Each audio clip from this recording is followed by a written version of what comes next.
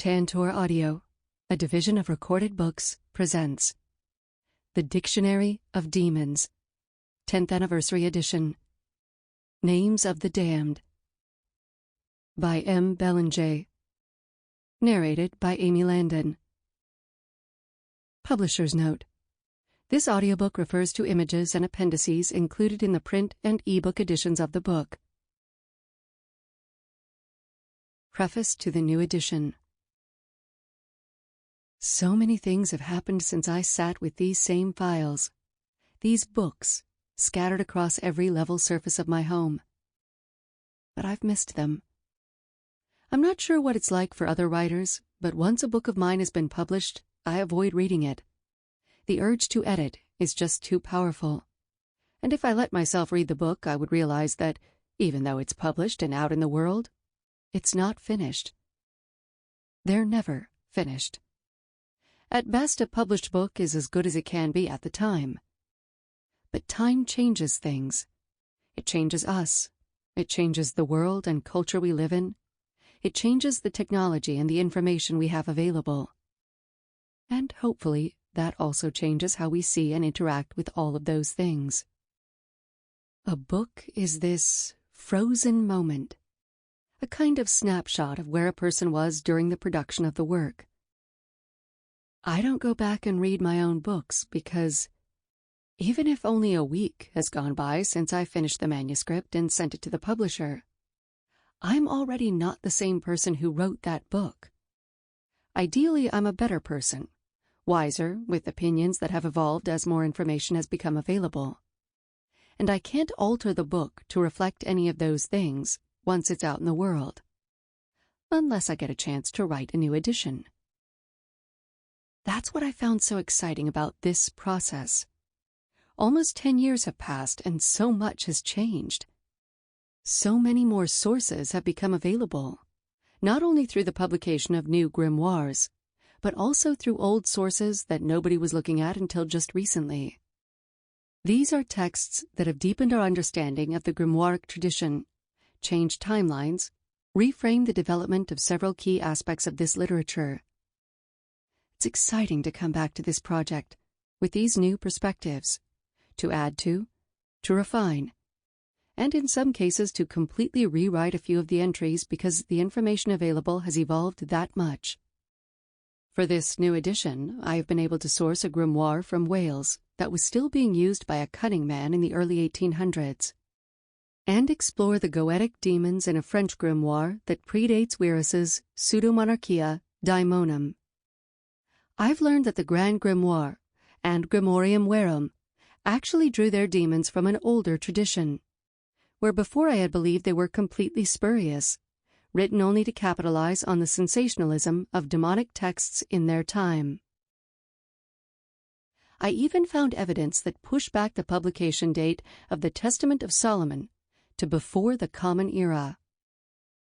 It's exciting to be able to make such changes, both to the text you hold in your hands and also to my understanding of its contents. And those are only a small taste of the updates. There was so much to explore for this edition. I know I didn't get it all. I cannot possibly get it all. The Dictionary of Demons is a book that will always have room to be revised, expanded, to evolve. That's the nature of the subject matter. Demons are incredibly diverse, and humanity's approach to them spans art, literature, folklore, cinema, games, philosophy, and religion, not just the grimoire tradition. Even narrowing the focus to include only those demons given proper names in the grimoire tradition of Europe, there is still so much to cover. This is a work that will never be completely finished. But as I look back over what I have collected, changed, edited, and expanded over these past few months to bring you this 10th Anniversary edition, I feel pretty good about the book in front of me. It is as good as it can be at this time. M. Belanger, December 16th, 2019. Introduction. This book had its genesis in a conversation with Father Bob Bailey, Some of you might recognize Father Bob from his appearances on the A&E television series Paranormal State. Father Bob and I were on a case together, and we had a little time to chat over tea. We'd never really had a chance to get to know one another, and this seemed as good a time as any. For some of my fans, the idea of me hanging out in a hotel lobby with a Catholic priest might seem pretty strange. Father Bob and I come from very different worlds. He's an ordained priest with a parish in Rhode Island. He is also the co-founder of a group of paranormal investigators called the Paranormal Warriors of St. Michael. I'm pagan clergy, and I study everything from the occult to vampires.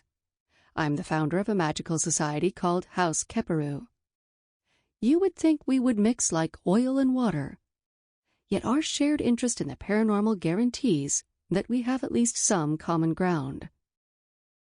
Because of the limits placed upon me as a psychic for the show, we could not talk about anything connected with the case. So instead we opted to talk about our different experiences with ghosts and spirits. Because Father Bob is often consulted on the topic of exorcism, inevitably demons came up. Father Bob was lamenting that there were no good resources out there that listed the names of demons, as names are seen as important in the process of deliverance. Although Father Bob cannot do full exorcisms without the sanction of the Catholic Church, he does get called in to do house cleansings and to perform blessings on people who feel that they are being haunted by something much darker than a simple human ghost. In his line of work, the name of the demon is important. In the Catholic rite of exorcism, known as the Roman ritual, this ties back to a story recorded in both the Gospel of Mark and the Gospel of Luke. Here, when Jesus is confronted by a possessed man, he very specifically asks the name of the demon before driving it out. The passage implies that the name has power over the demon. This concept itself ties back to very ancient beliefs from Babylon, Sumer, and Akkad, related cultures with a very lively demonology. Interestingly, in the biblical story, Jesus eventually drives out the demons into a herd of swine. In ancient Sumer, thousands of years before the Gospels were penned, one common method of exorcism involved transferring a possessing demon into an animal substitute, often a goat or a pig. In these rites as well, a powerful component was the demon's true name.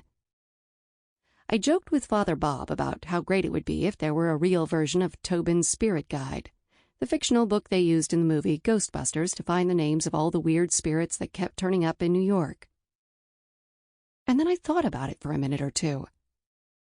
Tobin's Spirit Guide might be a convenient plot device used in a funny movie, but there really are books out there that list the names of spirits, demons, angels, and everything else in between. They are called grimoires, and they are books of ceremonial magic, written mainly between the 12th and 17th centuries in Western Europe. Although the grimoire tradition was not exclusive to Western Europe, they became a mainstay of Western European occultism throughout the Middle Ages and the Renaissance.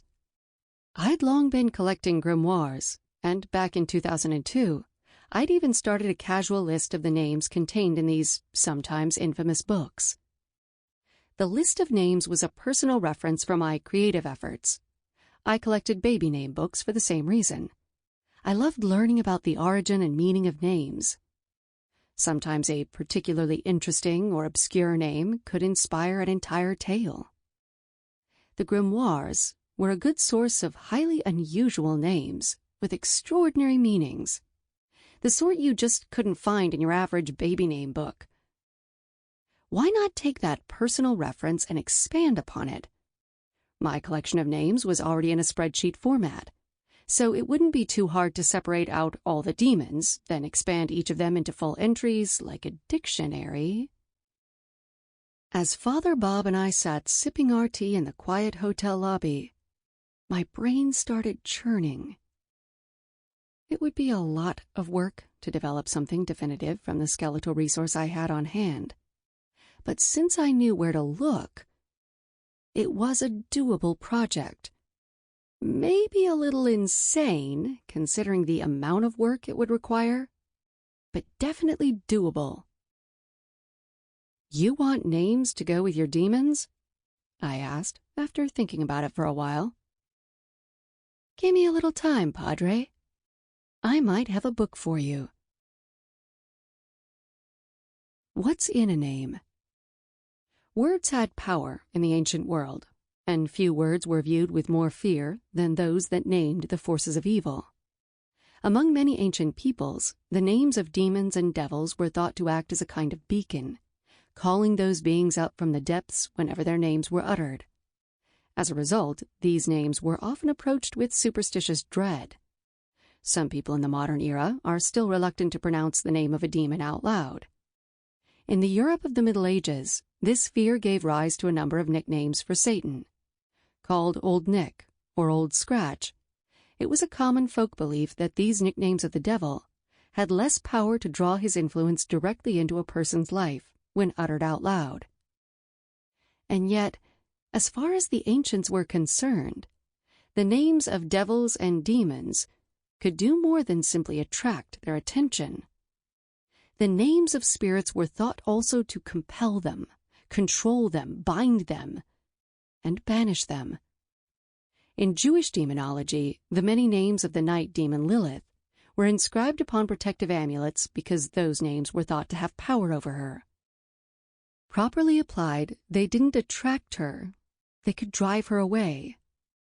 In the Testament of Solomon, King Solomon demands the names of a series of demons so he can then put them to work, building the Temple of Jerusalem.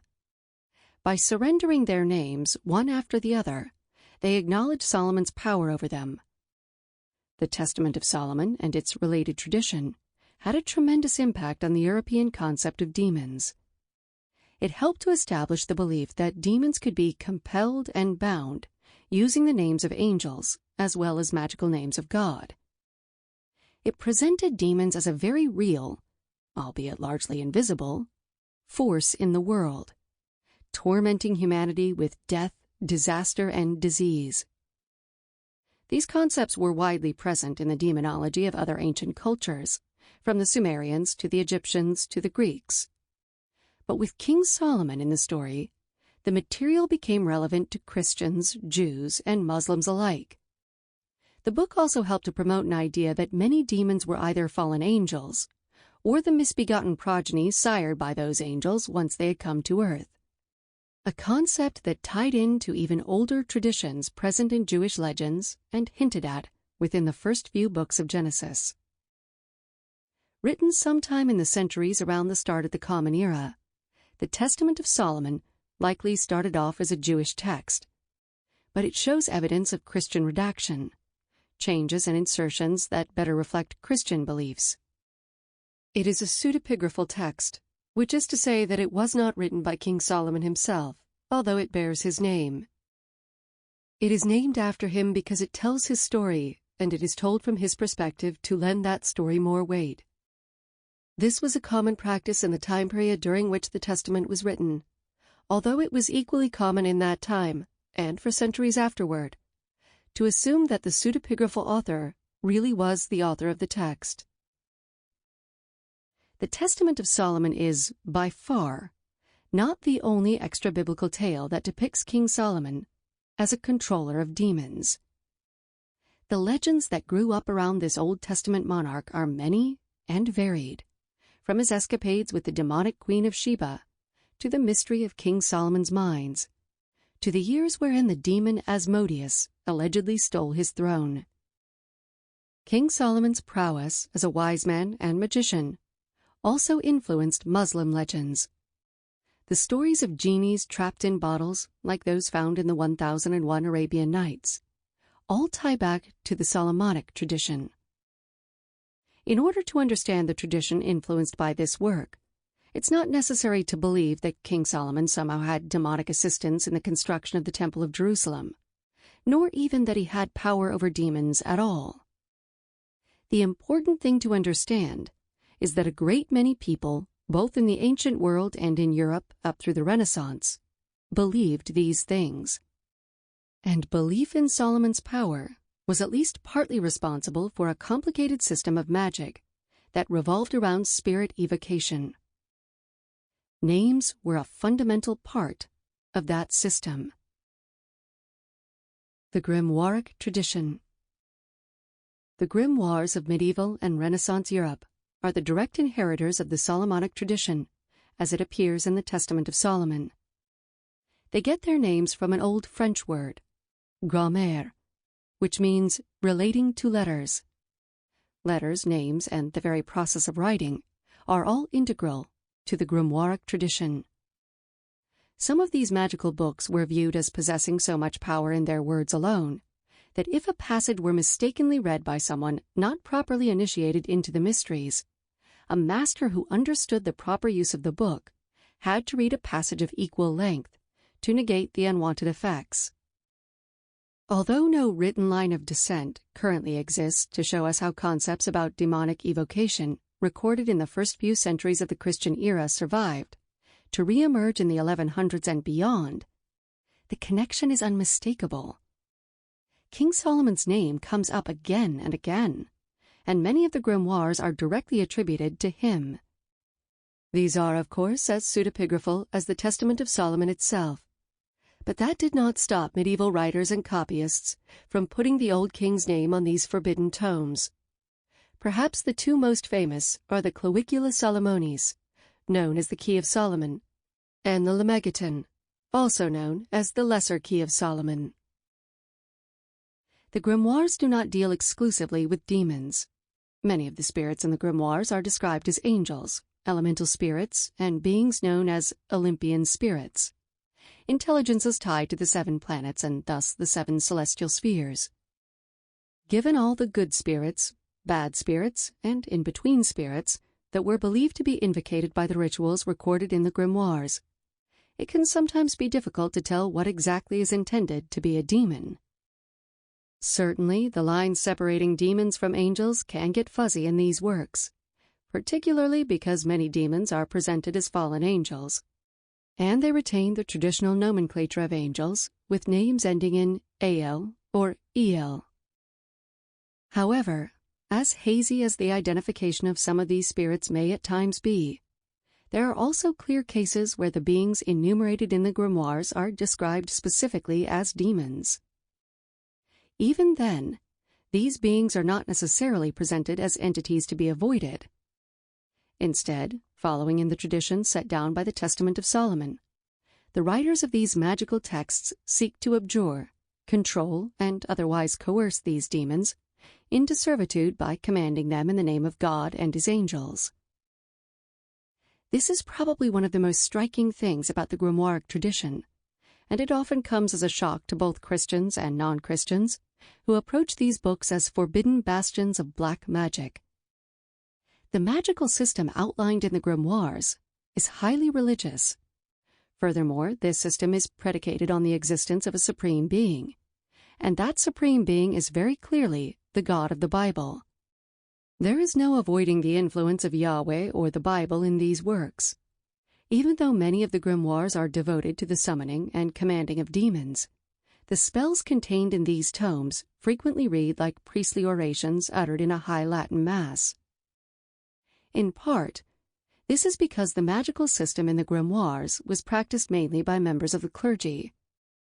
In the Middle Ages, priests and lay brothers were some of the only individuals who had the literary expertise to write, read, and copy these tomes. Professor Richard Kiekeffer typifies the demonic magic of the grimoires as the underside of the tapestry of late medieval culture. This is of course interesting because at the same time that priests and lay brothers were experimenting with demonic magic, most of Western Europe was swept up in a mania focused on witchcraft, sorcery, and pacts with the devil. Folk beliefs about witchcraft and the very real tradition of the grimoires existed side by side, and, in some instances, may have even fed into one another. However, even though it invoked demonic spirits, the magical system of the grimoires was perceived as being distinctly different from the satanic practices of witches, at least by its practitioners. This was primarily because of the ritual elements and invocations to God woven throughout the grimoires. As curious as it may sound, given the frequent references to Christ and the Holy Trinity that appear in some of the grimoires, A lot of the priestly and ritual aspects of these books of magic were inspired by Jewish esotericism. The Jewish tradition, known as the Kabbalah, is a mystical path, but it also has practical magical applications. Much of the Kabbalistic magic revolves around the Tree of Life. This is a kind of mystic ladder that is seen as a map of reality. The Tree of Life contains 10 sphirot, the plural of the singular sphira, which may share a root with the Hebrew word sefer, or book. These sphirot are placed along pathways that move up the Tree of Life, from Malhut at the bottom, which represents the physical world, to Ketel, also spelled Kethel, at the top, which is the crown just beneath the throne of God. In Kabbalistic magic, a trained individual seeks to ascend the ladder of the Tree of Life through rigorous practices that involve meditation, fasting, and ceremonial ritual. Encounters with demons and angels are a part of this mystic journey. The ultimate goal is a vision of the throne of God, an experience believed to be powerfully transformational. The grimoire tradition borrows a lot from this Jewish mystical tradition. The ceremonial quality of Kabbalistic practice is adopted almost wholesale into the magic of the grimoires, as is the significance of Hebrew names, especially the secret names of God. There are several Jewish magical texts, most notably the Sefer Raziel, or Book of the Angel Raziel, that have a long-reaching influence in later Christian grimoires. Another example of uniquely Jewish magic appears in the Book of Abramelin, also known as the Sacred Magic of Abramelin the Mage. Despite being written by a 14th-century Jewish scholar, this book had a significant impact on Christian ceremonial magic. In the modern era, it remains one of the most influential texts in this tradition. Most of the Christian grimoires contain abjurations of the spirits that include a litany of names, many of which are titles of God in garbled Hebrew. They are not always accurately spelled, and their true meanings don't always seem to be clearly understood by the Christian writers borrowing them. But their importance was recognized and retained within the system, albeit often by rote. It would be possible to write another book entirely on the crossover between Jewish and Christian magic in the grimoire tradition. The important point to be made, for the purpose of this work, is that the influence of Jewish magic ensured that the spells contained in European grimoires very closely resembled religious ceremonies.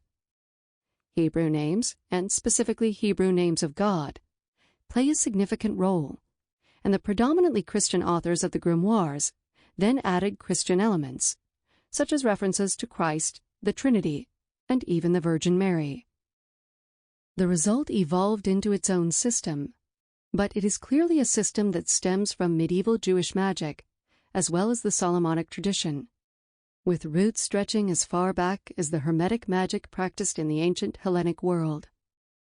Demons and angels both play significant roles in this system, and rather than being controlled through black arts, demons were thought to be controlled only by those individuals holy enough and pure enough to be able to convincingly command them with the many sacred names of God. Compiling the names. When I developed the concept for this book, the focus was on names. I knew it was possible to write an entire text on the practice of demonic magic, as it appears in the grimoires. But that was not my goal. I simply wanted to create a resource of proper names attributed to demonic spirits, and the grimoire tradition was the best place to start. As it turned out, I never had to stray far from the grimoires to produce an extensive list of names. Instead, I found that I had to set strict limitations for what would and would not be included in order to keep this book at a manageable length. First, in order to be included in this book, the name had to be presented in the text as the proper name of a demon. It could not be a general name for a class of demon, like an incubus or a succubus. Aside from one lone exception, all of the names collected in this book were presented in their sources as the proper names of demons. The one exception is an entry on the Watcher Angels, a class of fallen angels. The belief in these beings had a significant, if subtle, influence on the demonology that underpins the grimoires, and I felt that this would best be covered in a separate entry that stands in addition to all of the individual entries on specific watchers. Second, the spirit being named had to be infernal. This meant that within its source text, the name was defined as one of the following: a demon, a fallen angel, or an evil angel. A number of Jewish sources, such as the Sword of Moses, use the terms wicked angel or evil angel, rather than fallen angel. In some cases, the designation was hazy. I had originally sourced spirits named in the secret grimoire of Turiel, but in the end I cut them all, because they were more properly Olympian spirits, intelligences believed to be tied to the 7 planetary spheres, rather than fallen angels. In a few instances, when the grimoire itself does not make a clear distinction, I had to judge a spirit's status based on context. If the spirit is associated with malevolent magic, or if its name appears in association with other known demonic spirits, and no effort is made to distinguish it from the demons, I have included that spirit's name in this book. Several spirits from the grimoire of Armadale fall into this class. As a result of these criteria for selection, you will find that I have sourced mainly the grimoires that stem from the Christian tradition of Western Europe. Christian clergy were hardly the only people producing tomes of demonic and spiritual magic in the Middle Ages and Renaissance, but they were certainly the ones who were most inclined to define certain spirits as demonic. As we have heard already, these books had their genesis in Jewish mysticism, and there was a rich grimoiric tradition among Muslim writers as well. Some of these texts, like the Arabic Picatrix attributed to al-Majridi, were excluded at the outset because they did not meet the most basic criterion for this work.